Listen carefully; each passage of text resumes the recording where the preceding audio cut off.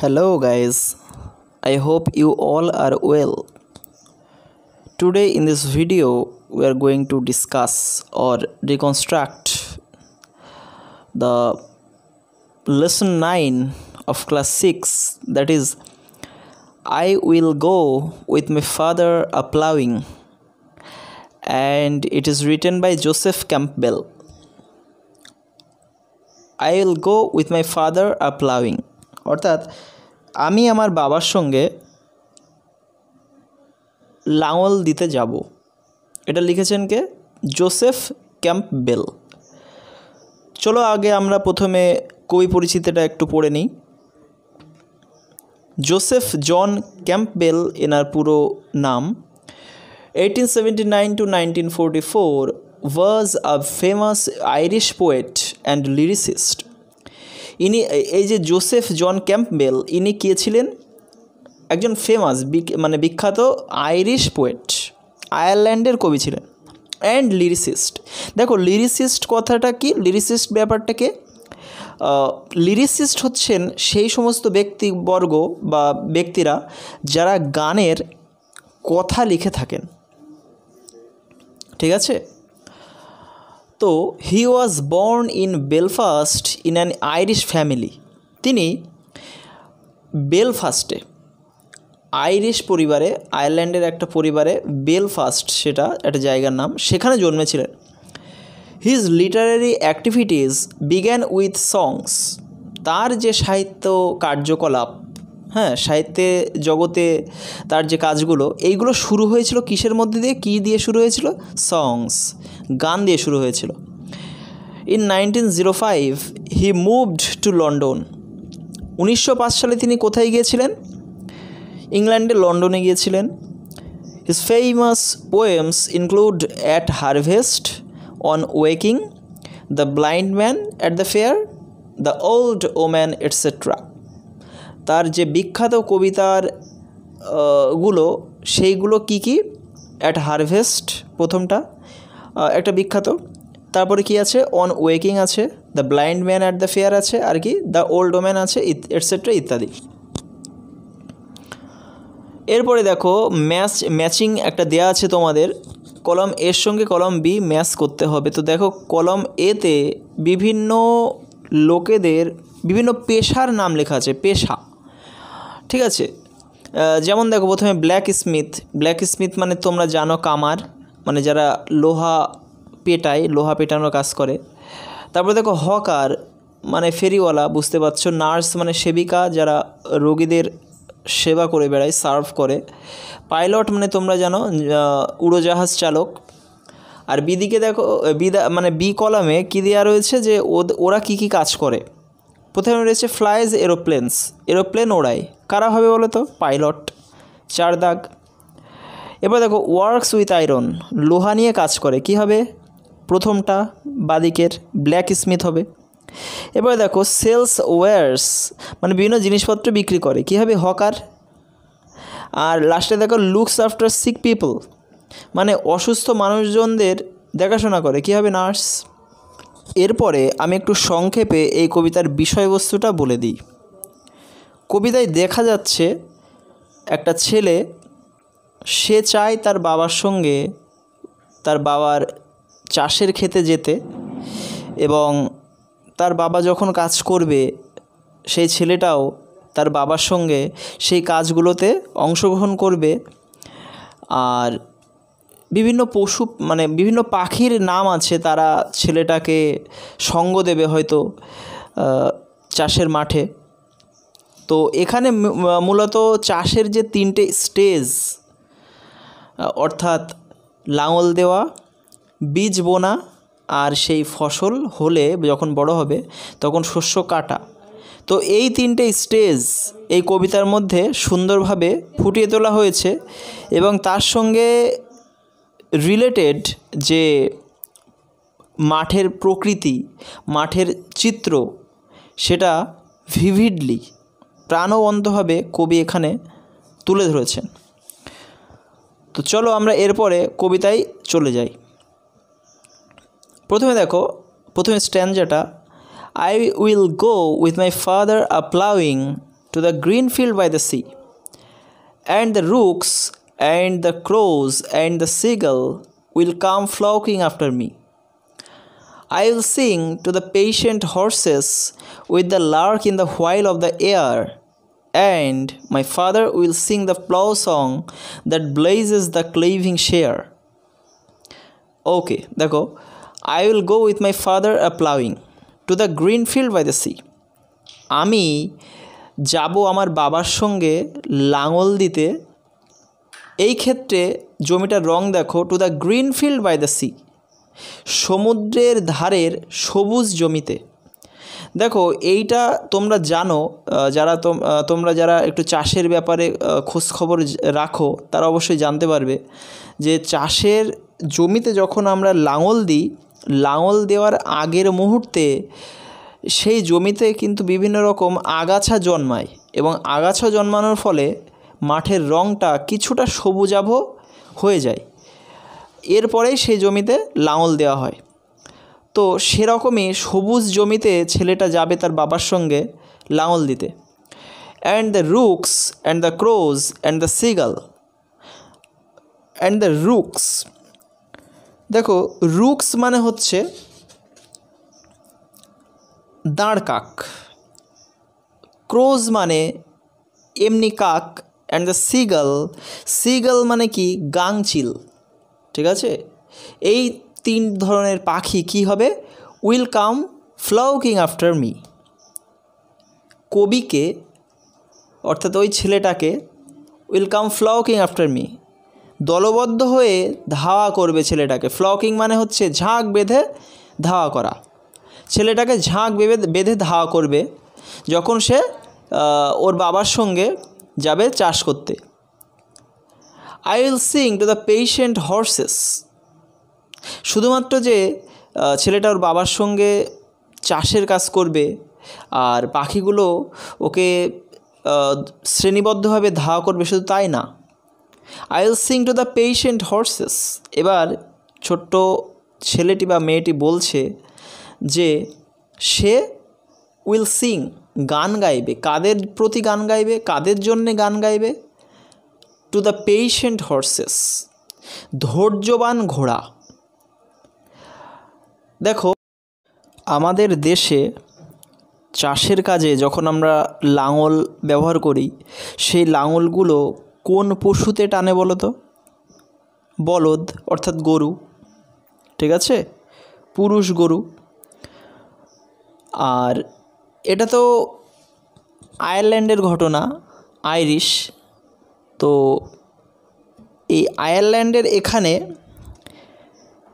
মানে যে জন্তুতে লাঙল টানে বা যে পশুতে লাঙল টানে তা হচ্ছে ঘোড়া। ঠিক আছে, ঘোড়ারা লাঙল টানে। তো কী হয়েছে, I will sing to the patient horse's, আমি ধৈর্যবান ঘোড়াদের প্রতি গান গাইব। কেন বলো তো ঘোড়াগুলোকে ধৈর্যবান বলা হয়েছে? কারণ অনেকক্ষণ ধরে চাষ করা হবে, তো যে কোনো পশুর বেশিক্ষণ ধৈর্য ধরে কোনো একটা কাজ করার ক্ষমতা খুবই কম বলেই ধরা হয়। কিন্তু যেহেতু ঘোড়াগুলো অনেকক্ষণ ধরে চাষের কাজটা সম্পূর্ণ করবে, তো এই কারণেই তাদেরকে পেশেন্ট হর্সেস বলা হচ্ছে, ধৈর্যবান ঘোড়া। With the Lark in the shine of the air, অর্থাৎ দেখো উইথ দ্য লার্ক, লার্ক হচ্ছে কি ভরতপক্ষী বলা হয়। অ্যাকচুয়ালি এক ধরনের গান জানা পাখি, যারা গান গাইতে পারে। তো ছেলেটা গান গাইবে নিজে নিজে না, তো ওর সঙ্গে আরও গান গাইবে কি, উইথ দ্য লার্ক, লার্ক পাখিও ওর সঙ্গে গান গাইবে in the shine of the air, অর্থাৎ বাতাস যখন মৃদু বইবে। দেখো শাইন অফ দ্য এয়ার, এখানে শাইন, শাইন মানে কি বলতো, শাইন মানে অ্যাকচুয়ালি একটা চকচকে ভাব। তো বাতাস তো আর চকচকে হতে পারে না, তাহলে কি বাতাসটা মৃদুমন্দ বইছে বলে আমাদের ধরে নিতে হবে। আর সেই বাতাসের মধ্যেই হয়তো কোথাও লার্ক পাখি আছে, তো তার সঙ্গে এই ছেলেটা বা এই মেয়েটা, যাই তোমরা ধরো না কেন বাচ্চা, যে সে ওর বাবার সঙ্গে এই লার্ক পাখির সঙ্গে গান গাইবে। And my father will sing the plough song, that blazes the cleaving share. তাহলে দেখো, and my father will sing the plough song, এবং আমার বাবা চাষের গান গাইবে। ওর বাবা যে কিনা চাষি, সে চাষের গান গাইবে। প্লাউ সং মানে হচ্ছে লাঙল দেওয়ার গান, ঠিক আছে? সেই লাঙল দেওয়ার গান গাইবে। That blazes the cleaving share, এই যে গানটা, এটা কি করে? ব্লেজেস মানে কি? আশীর্বাদ করবে।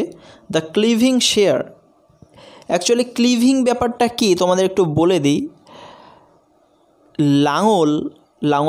লাঙলের ফলা যখন মাটির মধ্য দিয়ে যায় চষার সময়, তখন কি হয় দেখবে, তোমরা ভালো করে বুঝতে পারবে যে মাটি না দুদিকে ভাগ হয়ে যায়, আর মাঝখানে কি হয়? ফাটল হয়। মানে ফলাটা যে জায়গা দিয়ে যায় তার দুই দিকে কিন্তু মাটি ভাগ হয়ে যায়, এটাকেই ক্লিভিং বলে অ্যাকচুয়ালি। কিন্তু এখানে আমরা চাষের কাজ ধরবো। ক্লিভিং শেয়ার মানে চাষের কাজ, চাষের কাজটাকে ব্লেজেস মানে আশীর্বাদ করে, ঠিক আছে? চলে আসবো আমরা second stanza. I will go with my father a sowing to the red field by the sea, and the merles and the robins and the thrushes will come flocking after me. I'll sing to the striding sowers with the fins on the flowering slope, and my father will sing the seed song that only the wise men know. খুব সুন্দর। দেখো, I'll go with my father a sowing, আমি আমার বাবার সঙ্গে যাব কি কাজ করতে? এবারে চাষের কাজটা কি? আর সোয়িং অর্থাৎ বীজ বপন করতে, বীজ বুনতে যাব আমি আমার বাবার সঙ্গে। এইবারের মাঠটা, এবার জমিটা কেমন? To the red field by the sea, সমুদ্রের পাশের লাল জমিতে যাব আমি। এইবার দেখো পাখিগুলো চেঞ্জ হয়ে গেছে। And the merles and the robins and the thrushes. দেখো মার্ল মানে, তো এখানে আমরা মার্ল পাখিই বলবো আমরা। অ্যান্ড দ্য মার্লস মানে মার্ল পাখি, অ্যান্ড দ্য রবিনস মানে রবিন পাখি, অ্যান্ড দ্য থ্রাশেস এবং থ্রাশ পাখি, এরা কি করবে? Will come flocking after me. এই ক্ষেত্রে মার্ল পাখি, রবিন পাখি এবং থ্রাশ পাখি এরা আমাকে ধাওয়া করবে, দল বেঁধে এরা আমাকে ধাওয়া করবে। I will sing to the striding sowers, striding মানে কর্মঠ, আমি কর্মঠ সেই সমস্ত বীজ বপনকারী। দেখো সোয়ার মানে যারা বীজ বোনায়, যারা বীজ বোনে খেতে, তাদেরকে সোয়ার বলে। তো আমি সেই কঠোর পরিশ্রমী। দেখো ছেলেটা এবং তার বাবা তো জমিতে গেছে, তো ধরে নিতে হবে যে তারা লেবার নিয়েছে আর কি, জন নিয়েছে। তো যারা বীজ বোনার কাজে আসবে যে জন, তাদের কি বলবে? সোয়ার মানে বীজ বপনকারী। তো সেটাই আর কি। I will sing to the striding sowers. এইবার ছেলেটা কাদের প্রতি গান গাইবে? স্ট্রাইডিং সোয়ার্স। স্ট্রাইডিং মানে কি? যারা কর্মঠ, অর্থাৎ হার্ড ওয়ার্ক করতে পারে যে সমস্ত লোকেরা, তাদেরকে স্ট্রাইডিং বলে। The people who works very hard are called striding. তো স্ট্রাইডিং সেই সোয়ার্স বীজ বপনকারীদের উদ্দেশ্যে আমি গান গাইব। With the finches on the flowering sloes. এইবার দেখো কার সঙ্গে আমি গান গাইব? আমি নিজে গান গাইব না, আমি একটা পাখির সঙ্গে গান গাইব। সেটা কোন পাখি এক্ষেত্রে? ফিন্স পাখি। কেমন? On the flowering slow. তো এই ফিন্স পাখিটা কোন জায়গায় আছে আমরা ধরে নিতে পারি কি? On the flowering slow. দেখো স্লো মানে হচ্ছে নীল কালো, নীল এবং কালো রং বিশিষ্ট এক ধরনের ফল। আর ফ্লাওয়ারিং স্লো মানে দেখো প্রচুর পরিমাণে ফল ফলে রয়েছে জমিতে। আর ফ্লাওয়ারিং মানে পাশে ফুলও আছে আর কি, অর্থাৎ নীল কালো ফল ধরে থাকা ফুলের বাগান, এরকম একটা কিছু আমরা ধরে নিতে পারি। সেই বাগানের উপরে ফিন্স পাখিটা হয়তো আছে। With the finches on the flowering sloes. সেখান থেকে মানে সেই ফিঞ্চ পাখি যে কিনা নীল কালো ফল ধরে থাকা ফুলের বাগানের উপরে বসে আছে, তার সঙ্গে আমি গানটা গাইবো। And my father will sing the seed song, এবং আমার বাবা কী গান গাইবে? সিড সং, বীজের গান, বীজ বোনার গান গাইবে।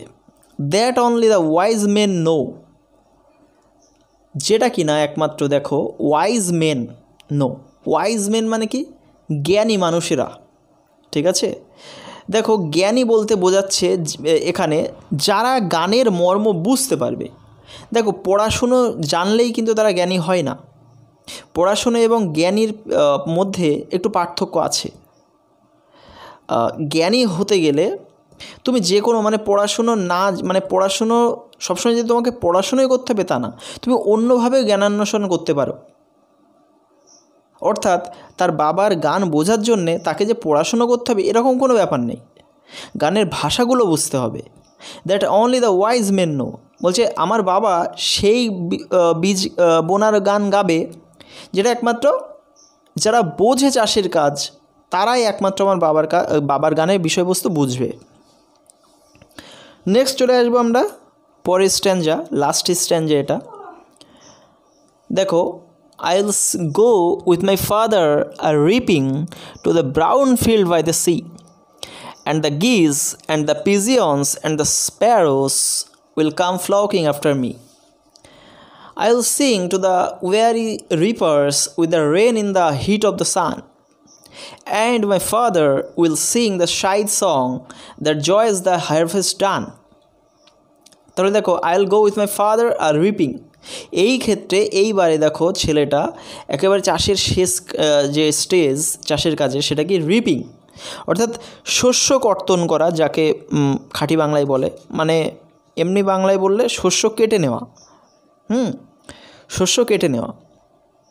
তো আমি আমার বাবার সঙ্গে ফসল কাটতে যাব to the brown field by the sea, সমুদ্রের পাশের এইবারের ক্ষেতের জমির রঙটা চেঞ্জ হয়ে গেছে, এবার ব্রাউন হয়েছে, বাদামি রঙের জমিতে, ঠিক আছে। দেখো প্রত্যেকটা স্টেজের সঙ্গে কিন্তু জমির রঙটা চেঞ্জ হচ্ছে। দেখো ব্রাউন কেন বলা হচ্ছে? যখন চাষের কাজ শেষ হয়ে যাচ্ছে, ফসল পেকে যাচ্ছে বা ফসল তোলার সময় হয়ে যাচ্ছে, তখন কিন্তু জমির রঙটা অবশ্যই কিছুটা হলেও ব্রাউন রং ধারণ করে। এটা আমাদের একটু মাথায় নিয়ে আসতে হবে। তো এরপরে দেখো and the geese and the pigeons and the sparrows will come flocking after me. আবারও দেখো তিনটে পাখি, কি কি? গিজ রাজহংসী, আর কি?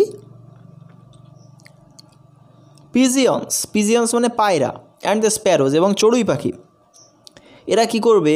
Will come flocking after me, আমার দিকে আবার সেই দল বেঁধে ধাওয়া করে আসবে। ফ্লকিং মানে দল বেঁধে ধাওয়া করে আসবে আমার দিকে। I will sing to the weary reapers, আমি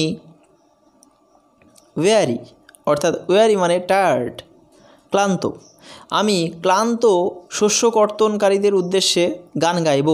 দেখো রিপার্সদের কেন ক্লান্ত বলা হচ্ছে?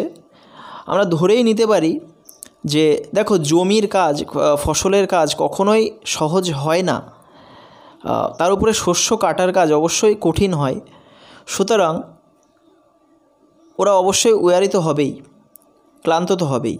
তো আমি সেই ক্লান্ত শস্য কর্তনকারীদের উদ্দেশ্যে গান গাইব with the rain in the heat of the sun, with the rain. এবার দেখো চেঞ্জ হয়ে গেছে আবার, রেন পাখি একটা গায়ক পাখি, রেন পাখির সঙ্গে আমি গান গাইব in the heat of the সান, সূর্যের রোদ্দুরেই আমি গান গাইব। দেখো এই কথাটা কিন্তু পরিষ্কার যে ছেলেটা চাষিদের প্রতি এতটাই তার অনুভব, ঠিক আছে, যে সে তো পারত ছায় গান গাইতে, সে কিন্তু ছায় গান গাইল না, সে হিট অফ দ্য সান, ঠিক যেরকম হিট অফ দ্য সানে যেরকম রোদ্দুরের তেজে চাষিগুলো চাষ মানে শস্য কর্তন করছে, শস্য কাটছে, ছেলেটাও চায় যে তাদের মতোই তাদের কষ্টকে একটু বুঝে নেওয়ার জন্যে সেও চাচ্ছে রোদ্দুরে গিয়ে রেন পাখির সঙ্গে গান গাইবে। And my father will sing the scythe song. Scythe মানে হচ্ছে দেখো কাস্তে, ঠিক আছে, যেটা দিয়ে ফসল কাটা হয়, কাস্তে, তোমরা বুঝতে পারছ, শাইদ, সেই গান গাইবে আমার বাবা। That joys for the harvest done. That joys, যেটা কিনা আনন্দ দান করবে, ফর দ্য হারভেস্ট ডান, মানে এখানে দেখো হারভেস্টিং মানে হচ্ছে এখানে আমরা এই মানে চাষের এই স্টেজটা, অর্থাৎ ফসল কেটে নেওয়ার ব্যাপারটাকে হারভেস্টিং বলতে পারি। হারভেস্ট ডান, শেষ করতে, সমাপ্ত করতে, পুরোপুরি করে ফেলতে আনন্দ দেবে আমার বাবা সেই শাইদ সং, অর্থাৎ কাস্তের গান। Hope you will very much enjoy this video. আশা করি তোমাদের ভিডিও তো অবশ্যই ভালো লাগবে, তোমরা পছন্দ করবে, অবশ্যই একটা লাইক দিও। আর আমার চ্যানেলে যদি তুমি প্রথমবার ভিজিট করে থাকো তাহলে অবশ্যই চ্যানেলটিকে সাবস্ক্রাইব করে দিও, যাতে পরবর্তী ভিডিও তুমি সবার আগে পেতে পারো। তার জন্য অবশ্যই তোমাকে বেল আইকনটাও প্রেস করে দিতে হবে। সো পরের ভিডিওতে আমাদের দেখা হবে, আমাদের কথা হবে। Till then, bye by.